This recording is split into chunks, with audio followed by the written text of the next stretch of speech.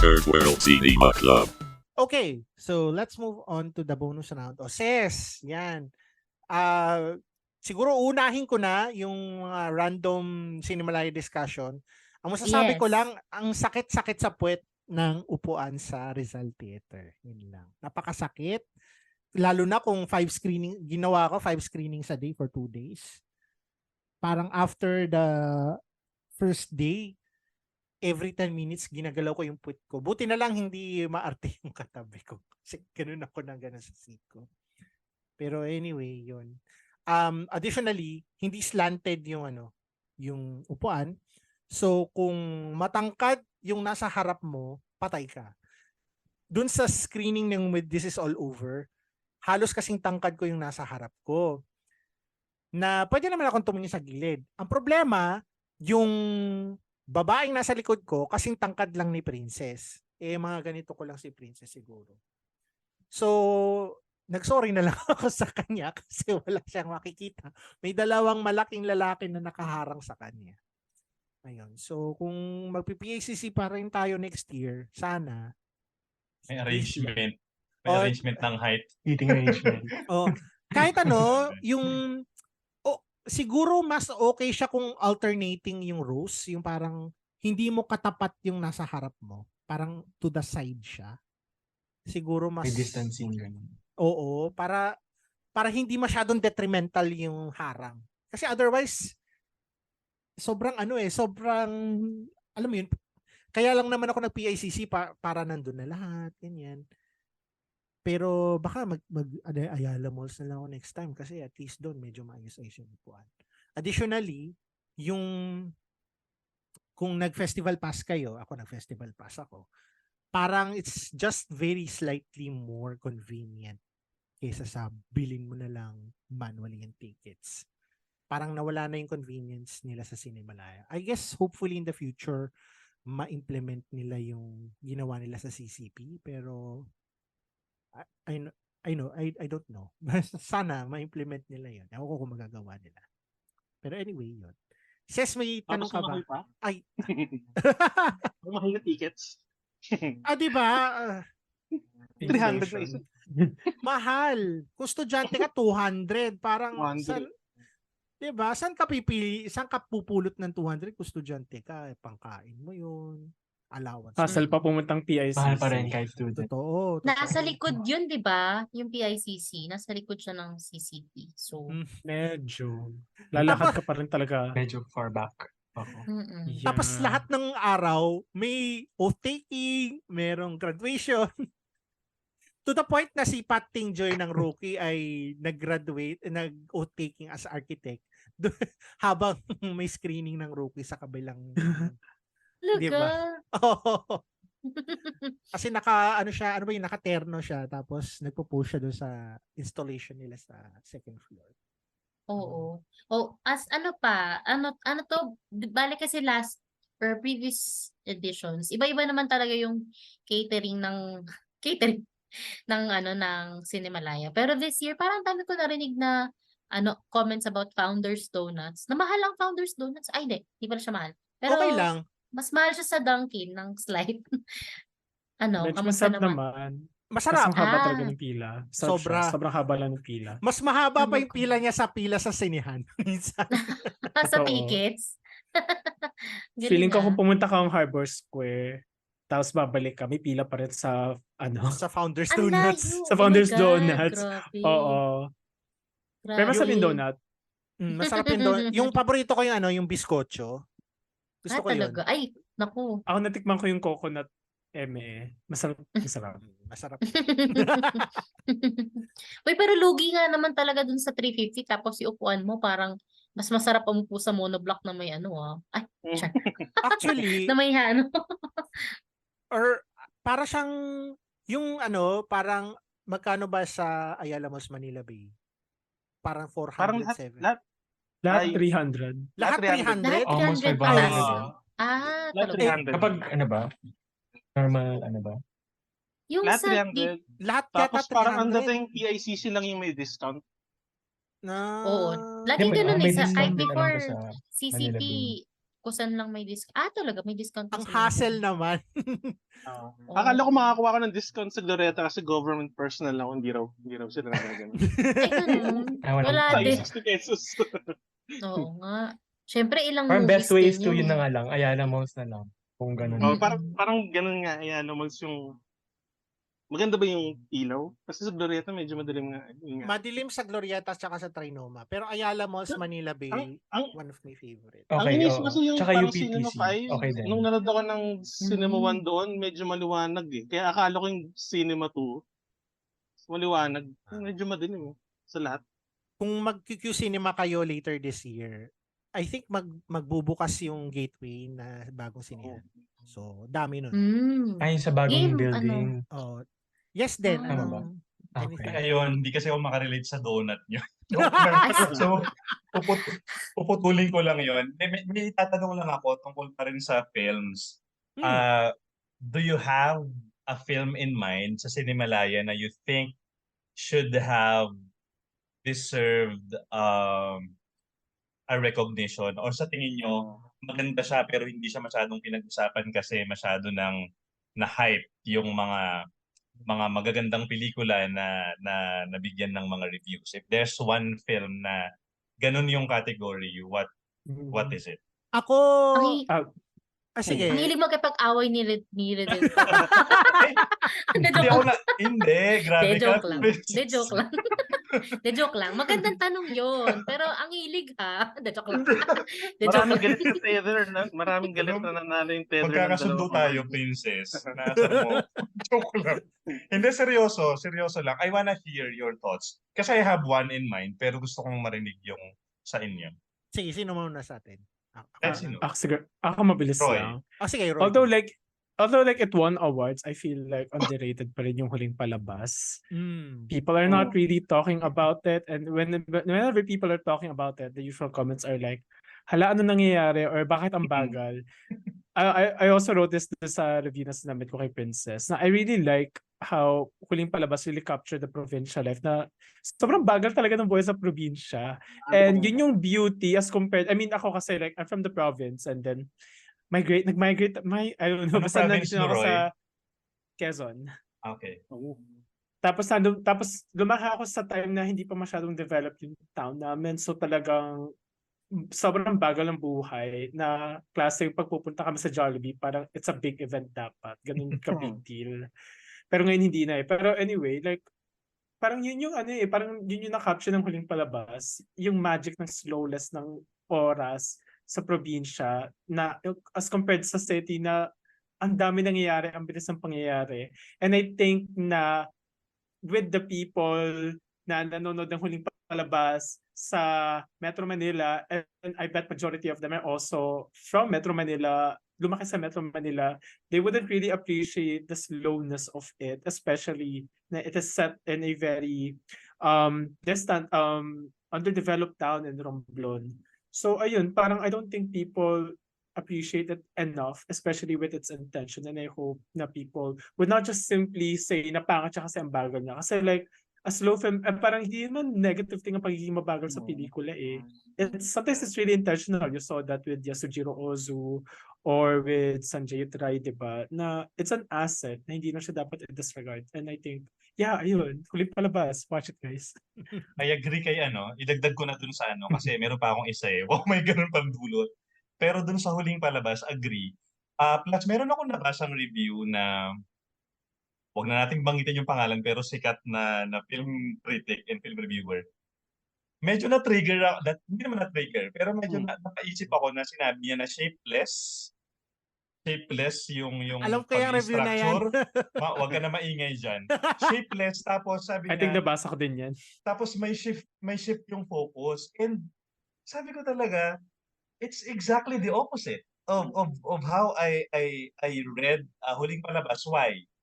Kasi yung mga arcs nung Huling Palabas, mukha lang talaga siyang parts siyang makikita.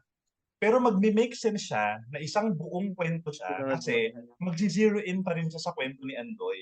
And para sa akin, masterful yung ganong strategy ng director kasi binibigyan niya ng binibigyan niya ng halagahan yung mga supporting characters at binibigyan niya ng pwesto dun sa buong naratibo yung mga parte ng pelikula na yun. Kaya yung imagery nga ng pelikula parang 'di ba parang yung mga tsinelas na nagpapatong-patong, yung mga nakahuddle na mga bata, it informs of Andoy's sense of community na nasa core ng kanyang community. That is why kung hindi perfect yung pamilya niya o dahil hindi perfect yung pamilya niya, sa community siya tumakbo, 'di ba? Ah. Sa community yung influence, sa community yung best friend.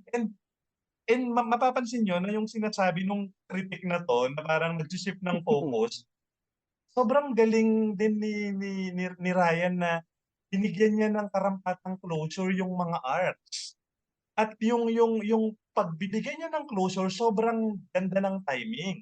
Kasi parang sinasabi niya na, "Okey, na-inform na tayo dun sa pagkakaroon dun sa character ni Andoy. So, tingin na tayo lahat kay Andoy. Kasi ito na yung parte ng journey niya na kailangan natin siyang makita."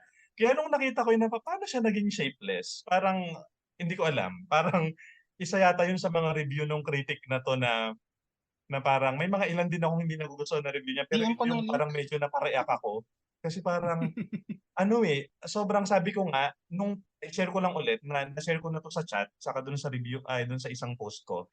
I had the privilege of seeing huling palabas nung June 24 to be exact. So Raw. Tapos inimbitahan ako sa focus group discussion ni Ryan. Tapos may disclaimer siya nung magsisimula yung palabas. Sabi niya, "We want you to see our film ng Raw." Ibig sabihin walang subtitle, wala pa yung mga effects, wala pa, hindi pa kumpleto ang editing, hindi pa tapos ang editing. Actually kinakabahan ako nun kasi alam ko ang regional language siya. Sabi ko paano to kaya makakatawid yung pelikula sa'kin? And you know what? Sobrang nakatawid yung pelikula sa'kin ng malinaw. At yon binibigay ko yon dun sa visuals, dun sa direction ni Ryan nung pelikula at dun sa pagsusulat niya mismo ng pelikula.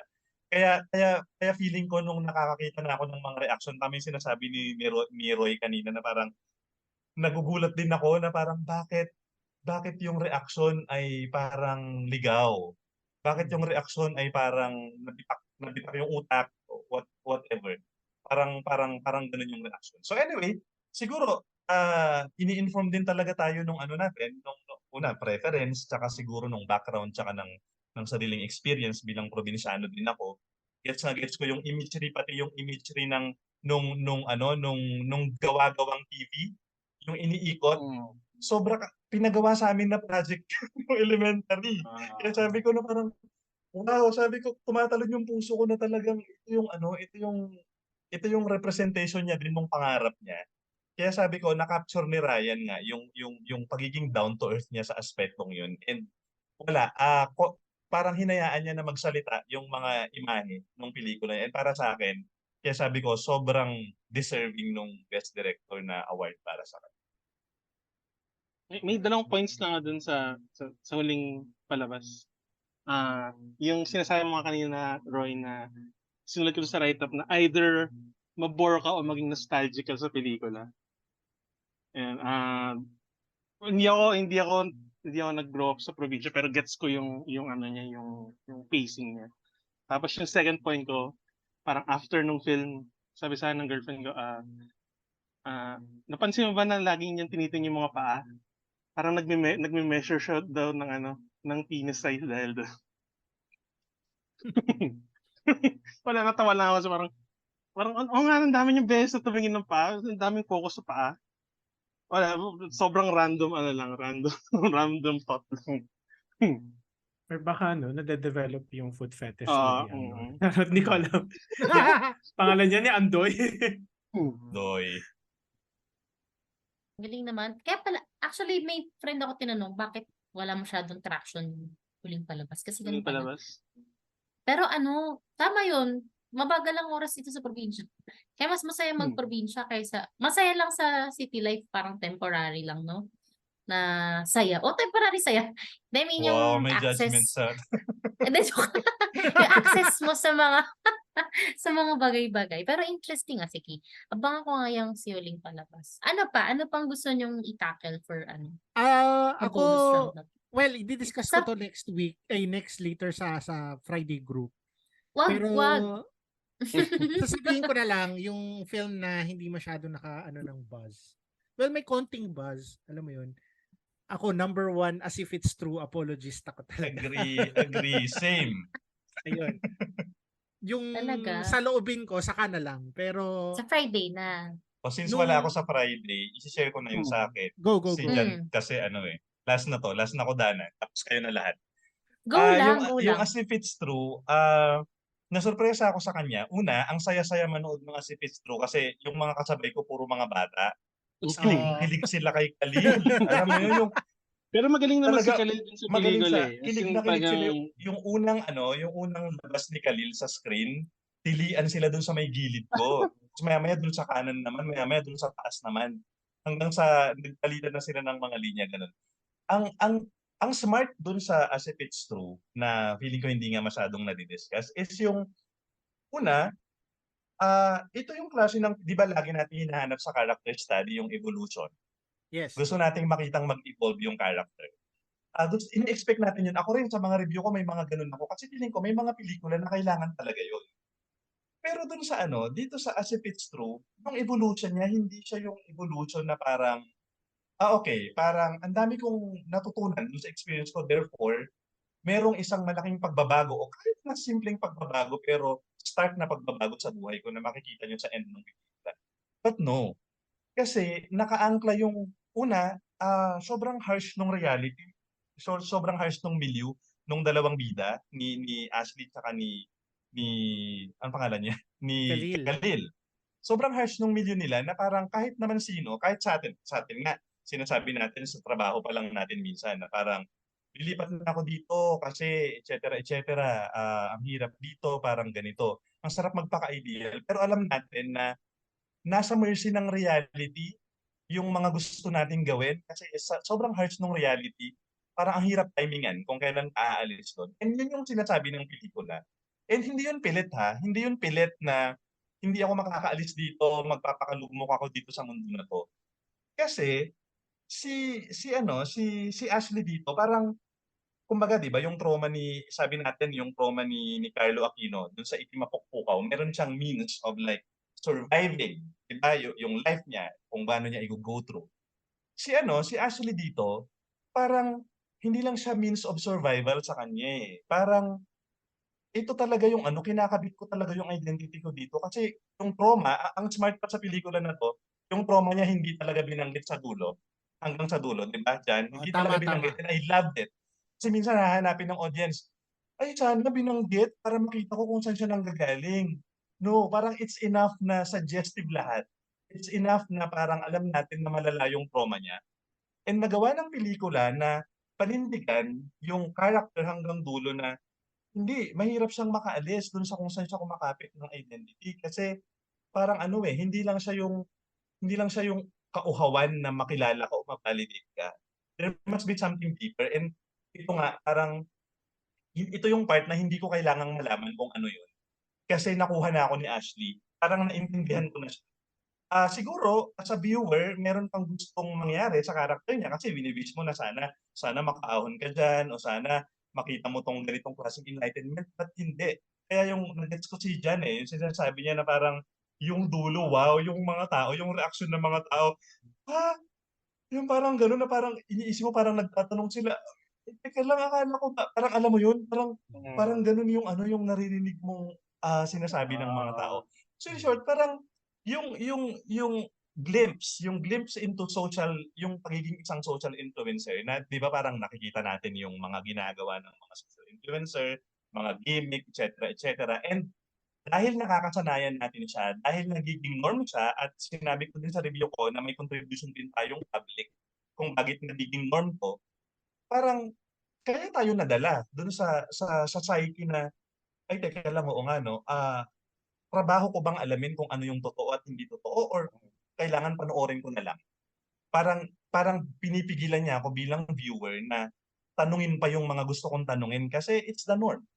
'Di ba? Parang sinilence tayo ng norm at tayo hindi na natin alam kung sinilence ba tayo kasi nag-e-enjoy tayo or na-silence tayo kasi kahit tayo, naging blurry na rin sa atin yung linya na naghihiwalay sa totoo at sa kasinungalingan. So para sa akin, sobra. Gusto kong palakpakan yung Asipits 2 na hindi ko akalain na gano'n siya magiging ka-smart at gano'n siya magiging ah, connected sa atin bilang viewer. Ayun, kanung pinanood ko yung pelikula nung patapos na, katabi ko kasi si kapwa SFFR member si June Mendoza. Tas Sino si? sinasabi si June Mendoza. Okay. Sinasabi ko siya, galing. Ang galing. Ano narinig mo 'yon? 'Yon. Basta gusto ko sana siyang i-discuss pero sige, next week. Yeah. Pero it's something then na yung intended audience mo is yung the festival audience that they are very astute na they will notice any kind of glitch or any kind of something is wrong with the audio. Tapos doon mo ipapalabas tong pelikulang to, 'di ba? So, yun it's so clever to me Yeah, na agree. wala lang. So, parang ang yun, yung ending na yun parang shit, I was blown away. Parang galing. Galing. Actually, gusto ko kong pagpantay-pantayin talaga yung rating ng 5 napanood ko na gawing 4.5 na lang. Siguro nagkatalo na lang talaga siya sa siguro dun sa konting lamang na lang siguro sa artistry, but in terms of yung pagiging parang ang galing ng pelikula. Para sa akin, pantay na nga silang 5 eh. Sa totoo lang. Di ba? Sa Ang totoo hirap lang. niyang ang hirap niyang i-decide kung alin yung mas maganda. Parang ganun. Parang in the end, parang person na sobrang slight personal preference na lang eh. Kasi any one of True. these films could be a choice na ito True. pinakamaganda. True. Ayun. Pero Walang gusto ko sana, magrereklamo nga na eating nanalo eh. Siguro feeling ko kung eating nanalo, wala rin magrereklamo eh. Parang ganun, di ba? sana nga Ayun. ipalabas na sa streaming yung yung Asipits True. Oo nga. Panoorin ko talaga siya ulit. Mukhang pang ano yun, for release siguro. Minsan, Oh. dati ganun ako marada sa Cinemalaya eh. Chine-check ko kung sino kaya dito yung mga i-release sa pelikula. Tapos sino hindi Sa mo? sinihan, papanoorin ko yung mukhang Mukhang ibuburyong hindi. lang sa studio. Well, idea first naman siya if it's true. So, Oo nga, malamang, ano yan, baka dito. Prime Yung- Video siguro yan. Yung sa Prime. rookie talagang talagang sinadyang di ko napanoorin. Prime yan, Prime Video yan. Tsaka sobrang popular niya, I wouldn't be surprised kung may wide release yan. Ayun, Ses, may gusto ka pa itanong sa amin about Cinemalaya 2023? Sabi ni Adrian Mendizabal, si Adrian Mendizabal by the way, cinephile siya na ngayon, member na siya ng faculty ng UPFI. So, medyo may karapatan siyang magtanong in terms of film. Doctor na ba siya? MA na siya, MA. MA. Tapos, pero ang galing kasi, talaga siya, ECE yata ang course niya or Chem. So, Parang tawag doon? So, tinatanong niya, okay lang daw ba sa atin yung reviews na may art cards and rating system. So, what do you think, guys, about those kinds of reviews? Ako, short lang din. Wala naman akong problem doon. Kasi, I feel na yung sinaunang film criticism was not on paper. Maybe it was more oratorial. Second, we're evolving eh, 'di ba? Nasa ibang mundo na tayo eh. So kung magsistick ka pa rin sa written form, 'di ba? Parang hindi naman sa mapag-iwanan ka, pero yung accessibility lang kasi talaga yung habol natin as reviewers or critics ganyan. So wala naman din akong gusto ko lang din sana bilang natin to craft natin, ihon pa natin siya. Like hindi tayo mas stick sa box na hindi, magaling ako pero some people say na otherwise kasi ang purpose naman ng review mo talaga is to say something and make sure that this film or whatever material gets to be seen or May unifying essence yung isang comment ni Rodi Vera. Post niya sa Facebook actually after ng mga gulo-gulo. 'Di ba? Na nag-post si Jade Castro, nag-post si Philbert D, nag-post din naman yung iba na mga filmmakers. So parang ako naniniwala naman ako na kahit ano naman ang sabihin mo sa pelikula, kalayaan mong sabihin. Pero naniniwala din ako na hindi lahat ng opinion valid.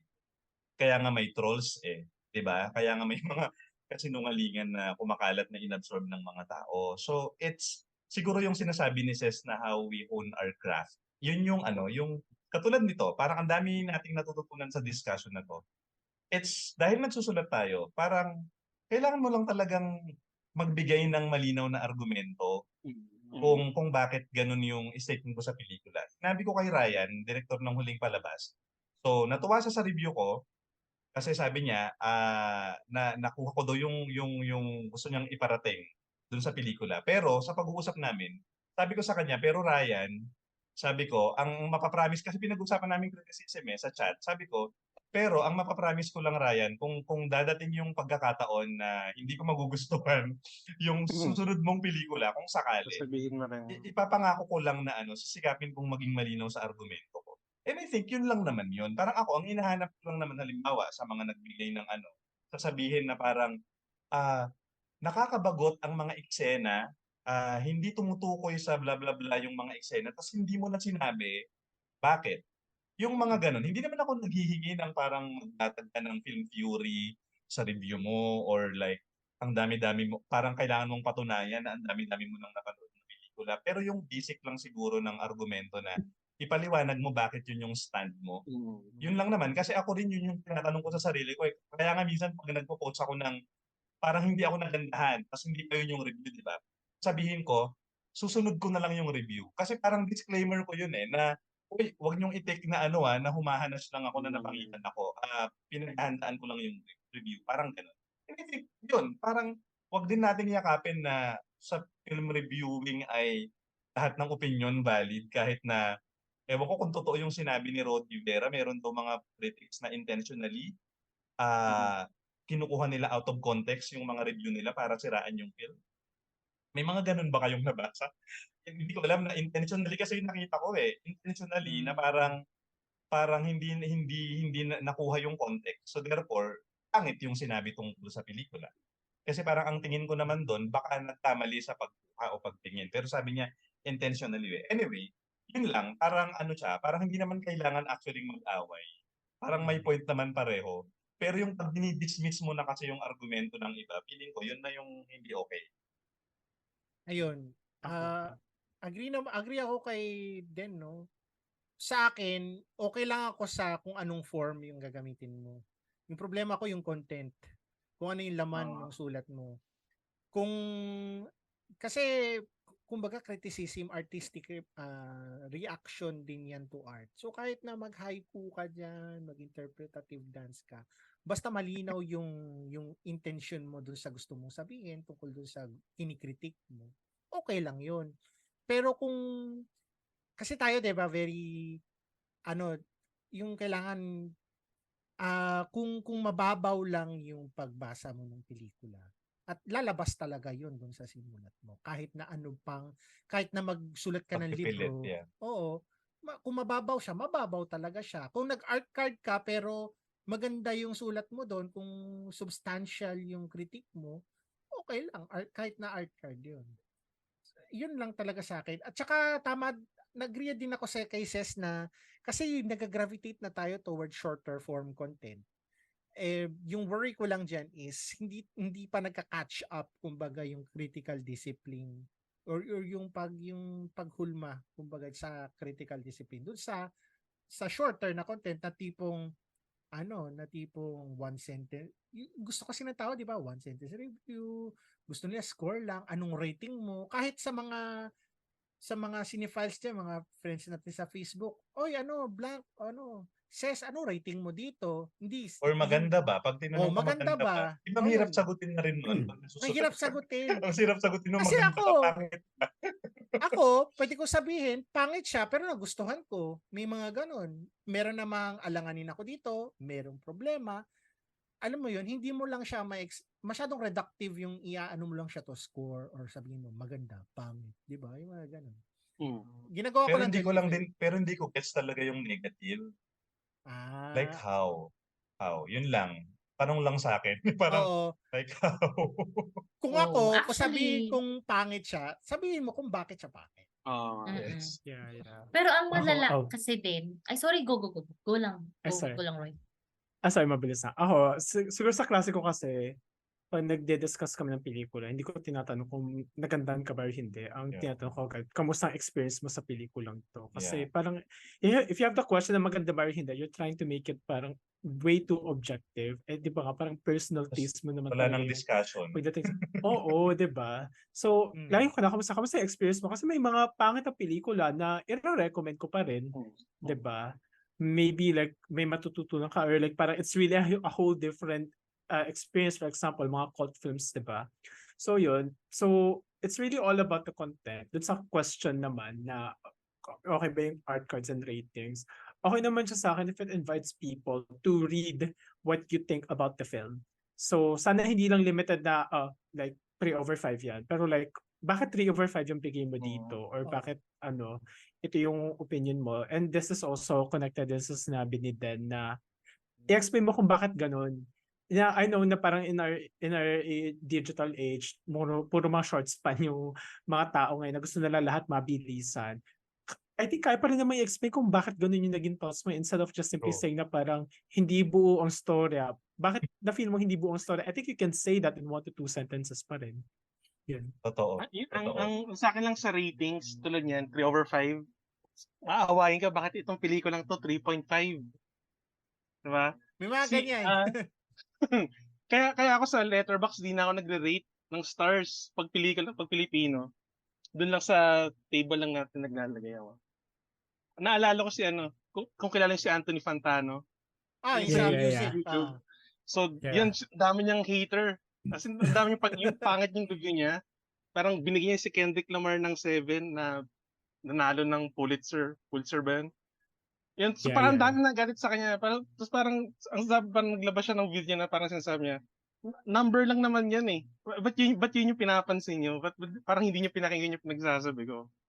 Parang gano'n na, yun, parang yun, number lang yun. Parang kay Roger Ebert din natin, may ganong issue siya na yung 2.5, di malaman kung positive ba yun o negative.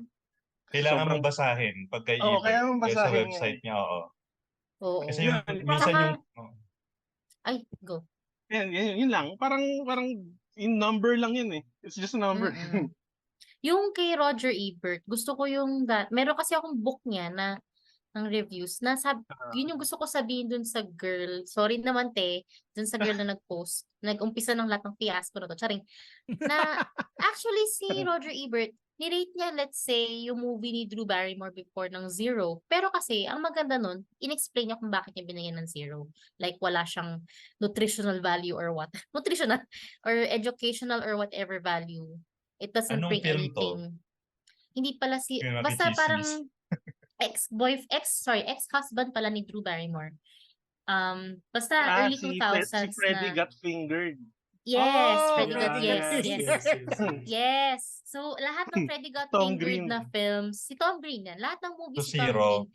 0, -1, ganun. Siya Ah. lang yung nilalagyan ni Roger Ebert ng -1. Wala pa Kasi namang naman- negative infinity square root. Wala namang, Wala wala. square root. Namatay na siya at lahat Mahilo-hilo na nga ako sa negative, may infinity pa. Bago May niyo square ma-realize root na pa. maglagay. Kaso yun nga, sorry naman syempre dun sa ating kasama natin siya, basta na naglalagay ng negative infinity. Mahirap kasi siyang i-justify. Kasi unat sa lahat, kung hindi ka naman nag-work sa media or sa film, parang masakit talaga yun sa puso na makakita ka na ganun yung ibibigay sa yung rating. Para matatanggap pa siguro, ako, let's say, before I used to work sa production companies and ayun nga, parang pag nakakita ko na yung gawa namin is rated as 3, 3.5 or 2, okay lang kasi at least alam namin na may room for improvement. Pero kung yung unat sa lahat, isasabihin mo hindi ka na nga professional movie critic or film critic, tapos magbibigay ka pa ng ganong rating. Para mo na sinabi na hindi ka doktor pero sinabi mo na patay ni pasyente. Parang ganun. 'Di ba? Para sa akin sa Rotten Tomatoes, parang pag yung pelikula nasa 50 to 60% range, parang alam ko na more or less interesting yung pelikula eh. Yeah, oo. Compared Ako sa rin, compared actually. sa mga taga 90% something. Oo, Gets maganda yung kasi 90%. given na eh. May Mm-mm. Diba? mixed reception eh. Some people mixed really liked it reception. siguro. Some people really disliked. Mm-mm.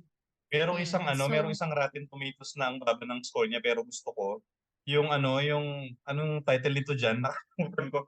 Yung Chris Evans saka yung isang girl, yung kita sa Central Station. Ay, si Eve, si Alice Eve, tsaka si Alice Si Eve. Alice, ano, Anong yung movie na movie to? nila. Yung Parang yung ano yun yung eh. sabi yung Silang basta dalawa lang? Silang oh, dalawa yung silang lang. dalawa lang. Oo. Mm. Sobrang gustong-gusto ko. Gustong-gusto ko nung yung pelikula na yon na nung nabasa ko yung mga review, ang tataray ng mga review na nagpapanggap daw na Before Sunset, mga Before we ganyan. go yung title. Before we Before we Go. go, and I love Boring that. kasi. Ang baba, and I think nung pinost ko to sa stories ko, sabi ko, hindi ako naniniwala sa Rotten Tomatoes sa rating yun. Wala lang, kasi para Ako, sa gusto akin ko din. maganda yung pelikula. Oo. Oo. Nakakainis lang ngayon na ako hindi ako nagbibigay ng 0 sa pelikula. Ako nagbibigay. Kasi Nagbibigay ka dyan? ngayon- Anong pelikula to? Secret. Ngayon may mga Viva Max, sorry Ngayon may mga Viva Max na parang kung may 0 lang sa letterbox, kasi parang hindi mo malalaman kung 0 kasi walang lalabas eh. Parang 0.5 Oo. kasi yung pinaka Yung lowest. mababa sa letterbox. Honestly. Basta secret. Oo. May mga Viva Max films na talagang, oh my God, this is just jugjugan. Ganun na sabi ko. Wala na siya. May ano nga daw Nutritional yun, Ito value. mo lahat ng sex scene, Sabi short nung isang film lang may Oo. nakausap akong isang batikang writer, pero hindi naman siya nagsusulat sa Viva Max. Inoferan daw siya. So malinaw daw ang instruction pag inoferan ka sa Viva Max. Malinaw ang instruction na okay, kuda, jug, kuda.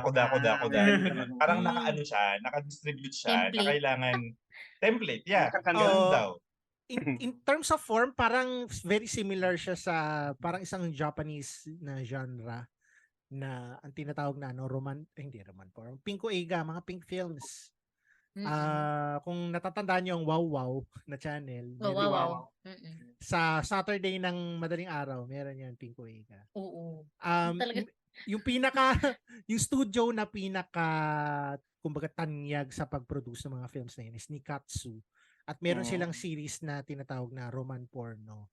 So, yung kagaya nga ng Viva Max, parang every 10 minutes daw dapat may sex scene. Yung turnaround time nila for production is just a few weeks of shooting. Baka nga minsan isang week lang. So, it's designed to churn out these movies very fast. Na to be fair to Viva Max, naka-churn out sila ng maraming content in a very short time with little budget. So, ayun. Pero compared naman sa mga Roman porn, yung latest, may mga Sa totoo lang. Diba parang, Parang as opposed to jugjug lang ng jugjug. Oo. Kasi sa wow, I mean, may mga times na talagang minute ko na lang kasi wala namang fast Minsan- forward nun eh. minsan nag-skip Mute ako na lang. Dapat ba, ano? Mm-mm. Parang alam ko na yung mga Oo, ganun. May napanood akong may napanood akong Viva Max film last week. Tapos parang, hindi ko na talaga siya tinapos kasi ang haba ng jugjugan scene. Tapos nakakatawa kasi, sabi ko, napaka-peki naman kaka-jugjug na. Wait, sino to? Ano to? I forgot Bugaw? Basta search ko na lang. Basta puro yun Litsoneras? ganun. Sino star Alam mo, mo? nakakanood lang ako ng Viva Max na yung kapag nagdi-discuss na tayo ng ng mga nire-recommend natin sa pag malapit nang matapos ang taon kasi wala parang at least doon may mga nire-recommend kayo sila Manny, sila Skilty na mga okay to. So yun yung mga pinapanood ko para at least hindi sayang yung di ba? Katulad nung ano nga yung gusto natin at least ng nomination sa atin. Kitty K7. Reliebo. Reliebo. Reliebo, 'di ba? Maganda yun actually. I Gusto like ko yun. that. I like Reliebo. Ano pa ba yung Viva Max? Yun lang ata. Kasi Reliebo tsaka Kitty. yun lang yun, doon lang kayo. Si Kitty. Tapos si Saka Kitty, Silip sa Apoy. Gusto ko si Silip sa Apoy. Lagi ko sina-champion. Okay lang yung silip sa apoy sa akin. Pero hindi siya like the ang dami best. pa rin Pero yung mga Dami yung pa mga nagtatap, yung mga top 1, top 2 dun sa Viva Max, Diyos ko po, parang sa hilat pa lang Yung pag hindi nyo nire-recommenda, hindi ko na yun papanoorin. Or pag sinipag, baka tumingin ng pandagdag dun sa natin. 20 na review dapat. Ewan ko lang, parang para sa akin yung Kitty yung may tamang amount of sex. Oo, Nakakatawa ka na sex work yung pelikula tapos sa lahat ata ng Viva Max na pad ko last year yung may pinakakonting sexy na tasteful pa in the Ano siya sex positive na nasa Oo. lugar. Alam mo yun. Mm-mm. Yung Tsaka relievo, hindi okay siya- sana, kaso nga lang parang ang dami rin. Eh. Ang dami Yung pa rin. ano sa akin sa Kitty si K7, parang talagang sexy yung sex scenes nila. Oh, doon. yun yung, Mm-mm. kaya nga Hindi eh, siya di ba? kadiri. Hindi siya Parang kadiri. yung Ano yung siya, production parang design niya, ano, Yun alam naman mo, artistic, mm, Very creative, artistic. ganyan. Mm-mm. Tsaka ano, yung, may... Sige, Vincent. ayun, ayun. Hindi, naalala ko yung, anong pelikula, Lagaslas ba yun yung ngayon? Yung nasa Lagaslas? bigatan ata, Lagaslas ba yun? Lagaslas? Kalimutan ko na yung mga, oo. May Viva Max na. Yung sa ano, yung Oo, sa... mayroong Lagaslas. Oo, yung... Hindi pala yan eh. Yung may parang palengke. Tama ba? Yun, di ba? Yung may Yung palengke porn tapos... fantasies ng mga director at writers na ano. Very ano, yung Pero mga... grabe sobrang yaman ng ni Vic Del Rosario dahil dyan Oo. Actually, Nung nakaraang buwan ba yun, 7 million subscribers? Magkano ba Tapos yung, Wow. 149 a month? Imagine Oo mo kung gaano naman, siya oo. kayaman.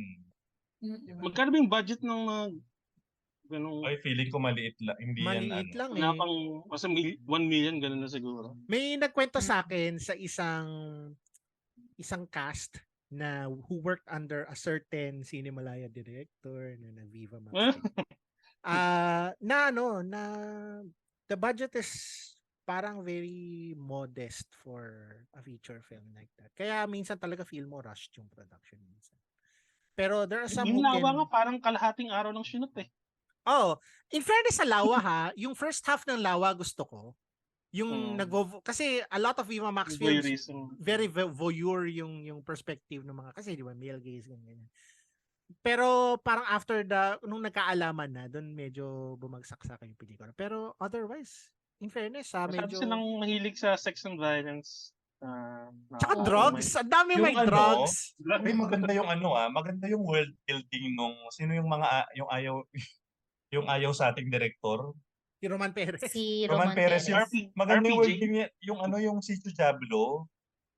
Ayo, in fairness. Di ba? Maganda yung world building nun. Parang siguro nga Yun yung mga ewan ko, pelikulang ano eh. kung mga pinulido pa pelikulang- yon na sinamahan ng mas tight na screenplay, parang feeling ko pwede pang may potential pa yun to be better, no? May- Masyado kasi Yung nagfo-focus si sa sex. Diablo. Nakaka-distract. Ayun Okay lang. sana yung si Oo nga. Diablo, violence lang sana yun kasi medyo gangster yung dating. Di ba maganda, no? Yung Yung ano- ano niya, kasi ang ganda din ng ano nun. Maganda yung production design niya. Yeah. Ah. Anyway, guys. Thank you Okay, so salamat, much. Jam, Salamat. Sis, Bye. Wilson. Di tayo nakapag-picture pero kukuha ng screenshot. Bye-bye. Bye-bye. Thank you. Bye.